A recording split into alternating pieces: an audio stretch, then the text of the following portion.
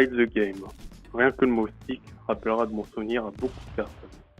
Des petits bâtons se battant dans des arènes tout aussi improbables que les autres, rajoutez du multi-local et du online, et vous avez le nouveau jeu canapé pour booster vos petites soirées entre potes.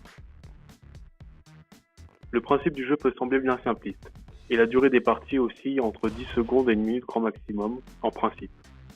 Les 4 joueurs ou moins peuvent utiliser leurs points pour terrasser leurs adversaires ou encore les expédier hors map à l'instar de Super Smash Bros, pour ne citer que lui. Mais les retournements de situation peuvent se faire.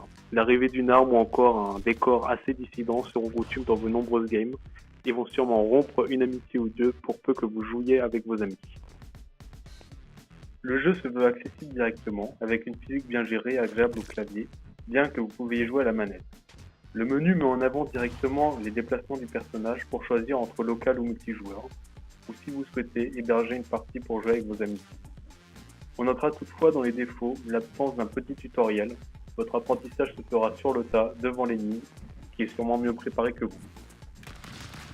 Comme vous pouvez le constater à l'écran, l'enchaînement des parties est fluide et rapide. Le décor s'efface peu à peu pour laisser place à un nouveau. Un chat est mis en place pour ajouter plus de fun à un partie. Voir un joueur mort parler et encourager une couleur est assez fun, en espérant que tout le monde garde une attitude correcte et bon enfant au profit des insultes.